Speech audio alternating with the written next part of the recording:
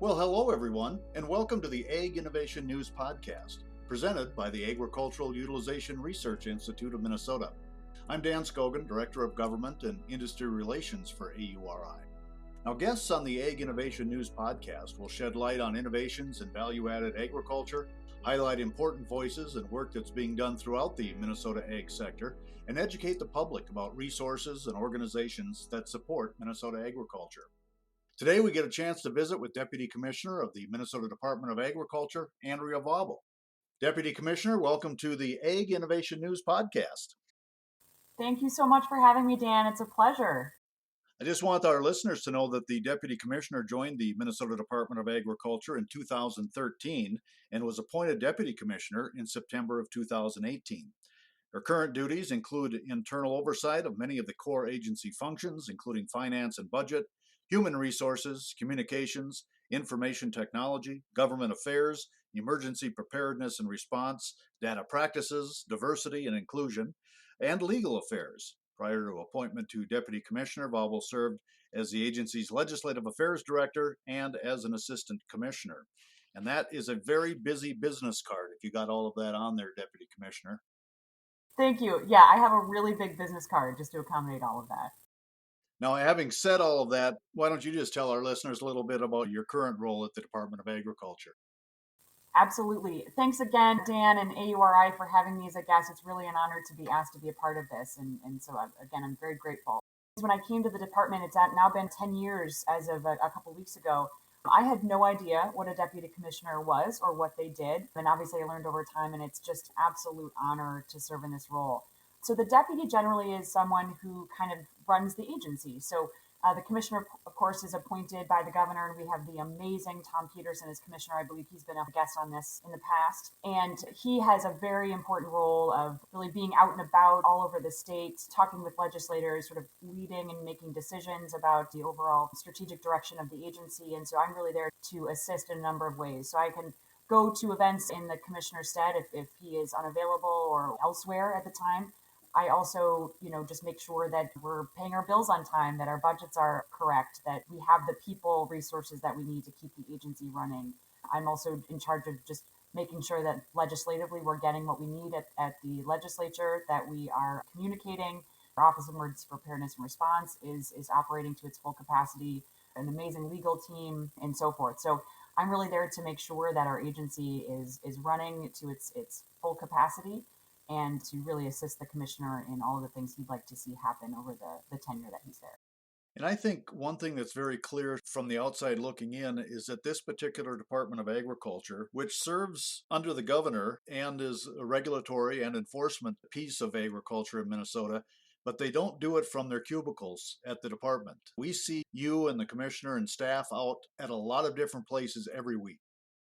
Absolutely. Try and be everywhere. I wish there was about 12 of us to just be anywhere and everywhere, because there are so many amazing things happening around the state related to agriculture. We wish we could be everywhere. But yeah, it's really important for us to be out and talking to farmers and the people that we serve to make sure we're hearing how the services we are delivering are working for them, or maybe how they're not working for them. And it's a really good way to find out what everybody's dealing with each day and how we as a department can be proactive about getting the resources people need, now, but well into the future as well. Well, I have 2 or 3 different topics I'd like to cover today while I have an opportunity here on our podcast, but I'm going to start with value added, because value added agriculture, obviously a very important piece for AURI and our podcast listeners. So let's just start by asking what the state of Minnesota, in your opinion, is doing with value added agriculture today. I first and foremost have to say what an incredible partner AURI is. I'm not just saying that because you asked me to be on your podcast. I'm saying it because it's really a true statement. The opportunities that exist in value-added agriculture is just immense. Seen so much opportunity and innovation, particularly in Minnesota, over the last couple of years. And the department's really tried to figure out how we can be helpful in growing those ideas that producers and business owners come to us with, but also maybe how to help them grow as businesses if there's a way that we might be hindering their ability to grow and innovate. So we're always thinking about those things as well. I think one of the things we've tried to do is really be a financial resource. So we've grown out of our Agricultural Growth Research and Innovation Fund, AGRI, as many people know it. We've really tried to grow our value added agriculture grant program out of that. So we have, again, put a lot of dollars into that to make sure that we're having maximum opportunities for people to capitalize on that. But also, we're also thinking about, in terms of reviewing those grants, how we get people who really understand what we need to be thinking about again into the future for value added agriculture. Again, also sort of the research side is really a key piece. Again, out of our Agri Grant program, we have a number of research projects and ideas coming out of there. And also kind of trying to identify, again, some of the barriers that producers and businesses are facing, whether it be, supply chain issues or co-packing or cold storage or commercial kitchens or anything like that. And we also hear a lot about that through our Minnesota Grown program. We have a number of members out of that program, and they're really good about telling us kind of what things they're thinking about and how the agency can be helpful in furthering those goals. And Deputy Commissioner, I think you're starting to lean into my next question a little bit. AURI has internal discussions about value added agriculture and things that are starting to emerge and things that we should keep our eye on. How about at the Department of Agriculture? Is there anything emerging right now that you're talking about internally that may be the next big thing or something that you want to make sure the agency is ready to address? So exciting. I mean, as you all well know at AURI, there's so many exciting things that I just could never have even conceptualized that are coming reality. A number of things come to mind. One is, some of the exciting things coming with sustainable aviation fuel. Obviously, we really want to do what we can to decarbonize the transportation sector. Aviation is a big piece of that. A lot of people don't think about. They really think about passenger vehicles mostly. But the aviation sector is a big piece of that as well. And they're looking for alternatives to really make sure they're meeting their greenhouse gas emission goals as some of these big companies, particularly like Delta here in Minnesota. So there's certainly opportunities there within alternative fuels. Sustainable aviation fuel is one that we're really interested in and know that there's a lot of opportunity here in Minnesota to be a leader and a hub. The market for that's only going to grow significantly. Things like industrial hemp and cannabis, of course, as we're having those conversations. AURI has been a big leader in building out the processing opportunities there for industrial hemp growers. And I know that there's just only more uses that people are coming up with every day. So that's certainly something we've been thinking about. Of course, other new crops that are popping up here and things that are happening with perennial grains or winter annuals, the opportunities that exist for, again, various oil seeds. There's just a lot of things happening also with things like green ammonia. There's just so many things popping up all over at our amazing institutions around the state, but then also just farmers themselves who are just doing some of these innovative thinking within their own operation. So there's a lot of things we're thinking about for the future. And I know there's even things I haven't even heard about that present a lot of opportunities for us around the state. So, as the department hears about these emerging topics and starts to engage with the entrepreneurs and the innovators who are going to carry them out, what kinds of things does the Minnesota Department of Agriculture do to support value added agriculture at that point in Minnesota? Excellent question. We're always kind of trying to think again, what is the role for the department? Is there a way that we can be helpful? Are there things that we're doing to hinder, success and them growing as they look to really succeed in this new space? First of all, we really try and dig in and understand and really research what it is they're trying to do and where it's most appropriate for us to plug in. Oftentimes, it's either technical assistance or actually even connecting them with folks like AURI to help them understand the resources that you all provide. And that's been really successful. We've had a lot of folks and a lot of great partnerships with AURI when we hear about some of these things and also the things that you all are hearing on the ground that you bring to us. Funding, of course, is a really great way for us to plug in. Again, we've got this really large corpus of grant dollars that were actually the old fiscal tales of the ethanol producer payments that were sort of revamped into the Agri Grant Program, the Agricultural Growth and Research Innovation Fund, that again really seeks to what is that next thing for agriculture and how can we make sure we get the capital they need to really build and dig in on that. So certainly funding is a big way. Of course, we've got the value-added business grants. We've really tried to think again a little bit more holistically about how we can help entrepreneurs. And we actually have something in the governor's budget right now for that very purpose to really dig in at those things like co-packing, cold storage, commercial kitchen space. We also have our new markets cost share program where we work with Minnesota businesses to do a lot of the building those markets domestically or internationally, to also work on some of the really sort of in the weeds type of things like a food safety plan, HACCP plan as we call it, or a sustainability plan, some of those things that a small business might not have the opportunity to do because they just don't have the upfront capital to do so, but we can really help bridge that gap for them. So that's one way we've really tried to plug in. Also, some of the research, we've partnered with AURI on market analysis for a lot of emerging industries that have come out of agriculture. I'm thinking of things like meat processing, like halal and kosher markets. So it's a way that we can really kind of take a broader view of market opportunities, as well as that financial piece is how we've typically tried to plug in to help get folks get to the next level. And it has to be a little bit difficult to be nimble because every year the budget is set, programs are created around that budget. As new opportunities come up, it's sometimes hard to turn the ship quick enough to be helpful. I mean, is that a fair statement, or do you have kind of a mechanism to adjust quickly if you have to? Excellent question. You are so right. I think sometimes beauty of something like the Agri Fund that we talk about, the legislature was kind enough to have the foresight to allow us to have some of that flexibility within the fund. Some of that's disappeared over time, but we've been able to maintain some of that.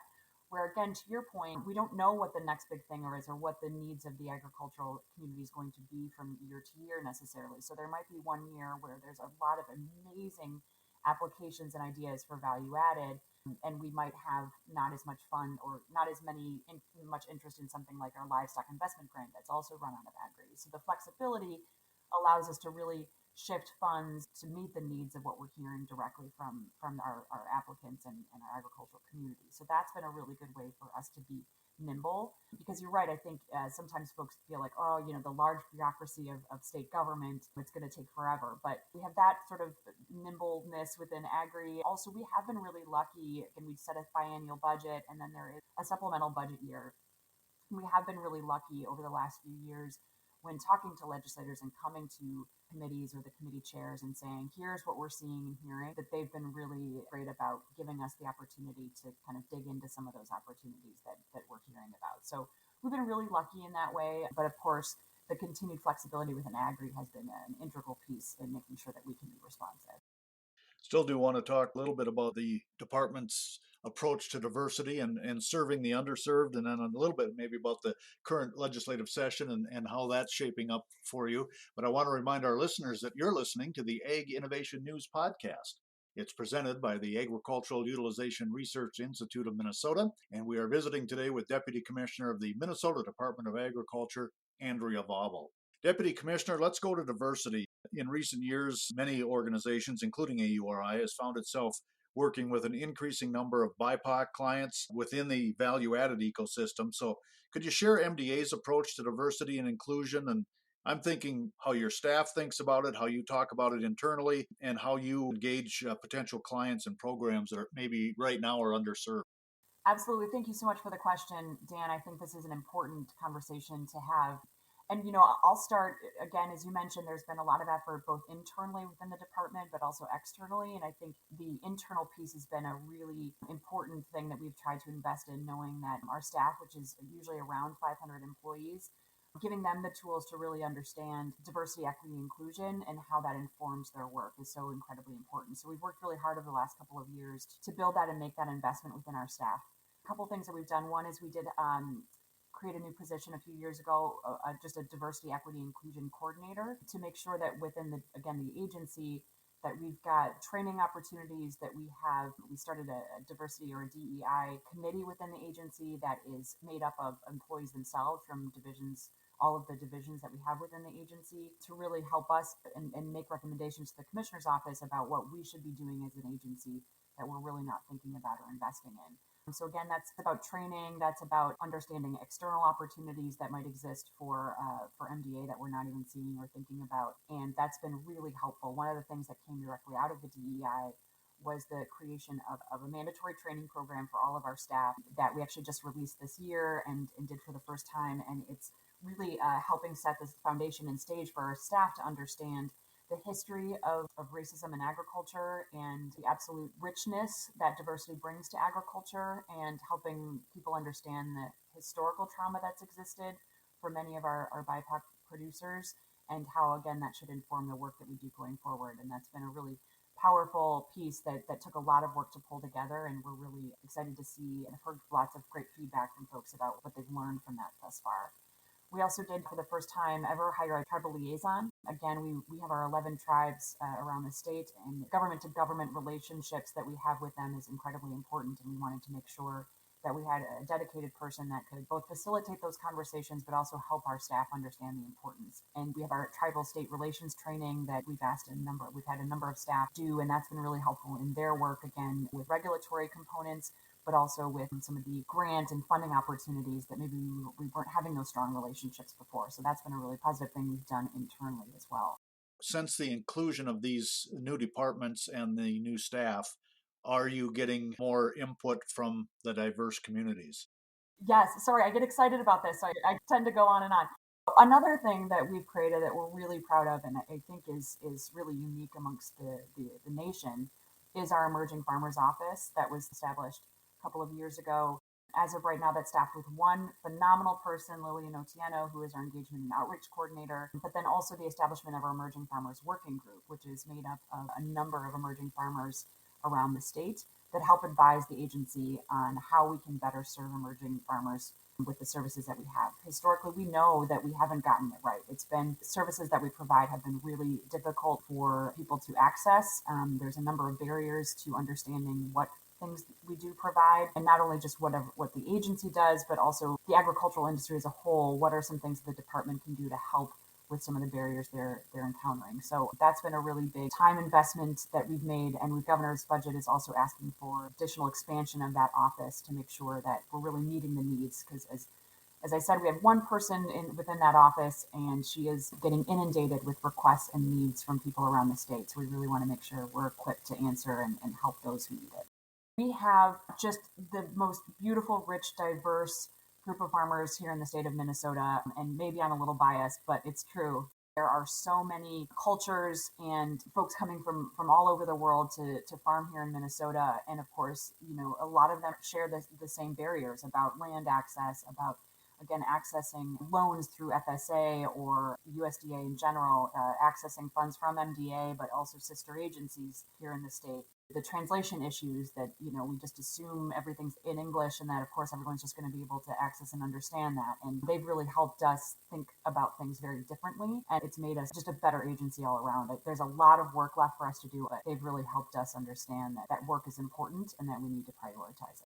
And I think we had a pretty good understanding that the Hmong community was here and farming, and the Somali community was here and farming. But at some of the ag meetings I'm at now, I'm seeing a lot more African people than I have seen in the past, and they apparently are getting their feet on the ground and finding their place in agriculture. Absolutely. They've been just amazing to work with. Again, we have historically provided services that were not working for people of color, for immigrant producers, and they just really have brought to light a number of things that we weren't thinking about and really urging us to think differently about how we're providing services. And it's been a really good eye-opening thing for all of us at the agency, but I think it's been a really beneficial thing for agriculture as a whole to understand so many of the things that we just were not seeing because of the privilege we've had. So, as you think about what you're hearing in this current session and what the groups that come to MDA to talk to you about, are there anything that you can share with us that are some of the higher priority items for people who are visiting with MDA these days? It is going fast and furious. We are so thrilled. As you mentioned, Governor Walz has been an exceptional partner and champion for agriculture. As you mentioned, he grew up at a farm in Nebraska, but came from Mankato and really understands the importance of an investment in agriculture. As many have heard Commissioner Peterson mention, we're less than 0.5% of 1% of the whole state budget. And with the economic impact that agriculture provides, it's quite small, but we are a small and mighty team. We do a lot with a little comparatively to a number of the other agencies we work with. But we've been really fortunate that the governor looked at the investment in agriculture as a really important part of his budget. So we have a lot of exciting things in this year's biennial budget. think between the two biennia, we have an investment of over $116.5 million. And that is huge for us. And there's just a whole vast array of things that we're seeking to look at to really build up and beef up some of the programs we have existing, but also a lot of the programs that we would like to be able to create and offer. And this gives us an opportunity to do that. So we're really excited about the future and the potential for this session. And I do want to close with some specific programs that MDA might offer that people might be interested in. But for those who haven't seen Deputy Commissioner in committee or don't know her, she does have a skill set that is very valuable to her position in that she can get through a lot of information in a very short amount of time if the committee chair tells her that she is limited to so many minutes. So is that something you train for, a deputy commissioner, or is that just something that comes naturally for you? Oh, Dan, you cracked me up. Yes, I've always been kind of a fast talker. I just feel like, there's so much to say and think about and do and people to talk to and things to see. I also drink a lot of sugar-free Red Bull, so I think that also maybe contributes to it. But yeah, it is very useful for when the chair says, hey, you've got 15 minutes, get through anything and everything you can. I want to make sure we cover all of the very important things that the agency does. So I tend to talk pretty fast, but it has come in handy. Give me some specifics on programs at MDA that you think some of our listeners might want to know about. Absolutely. We had a really exciting process this time around where we were one of the only agencies to do an open legislative portal. So we asked for a lot of ideas from the public to just submit, what kinds of things do you think the department should be focusing on? We got over 300 ideas. We did some public meetings. And of course, we met with a number of groups to talk about what it is that they're seeing and would like the agency to focus on. One of the main themes we did here is on our Emerging Farmers Office and the need to expand that, but also for services that Emerging Farmers Office could offer. Again, particularly when we talk about overcoming some of the barriers of the services that we've historically provided.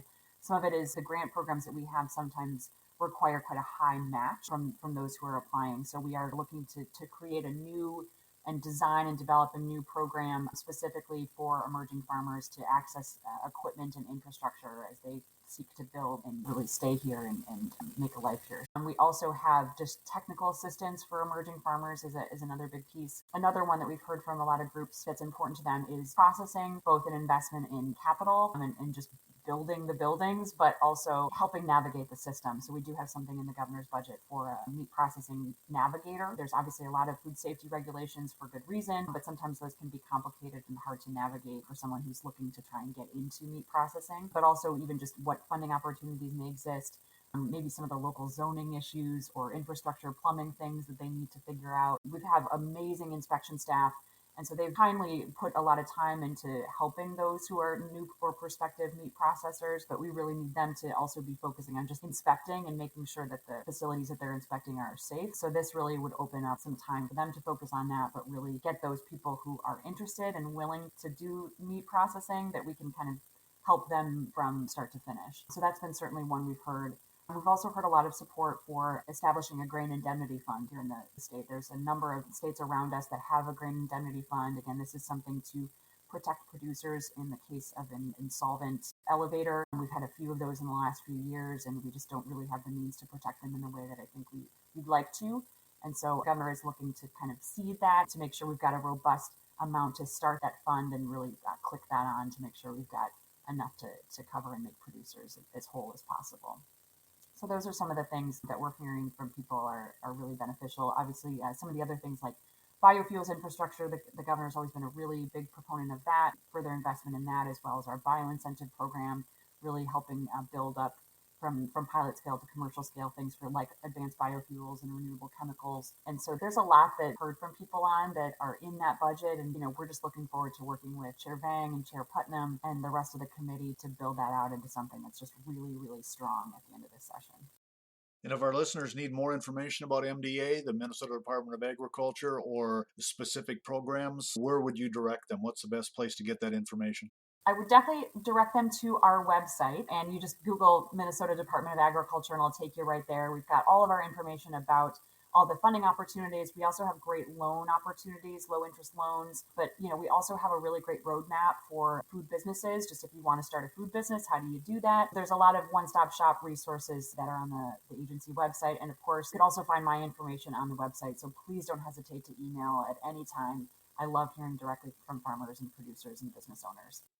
She's Andrea Vaubel. She's the Deputy Commissioner of the Minnesota Department of Agriculture. Deputy Commissioner, thank you so much for being on our podcast today.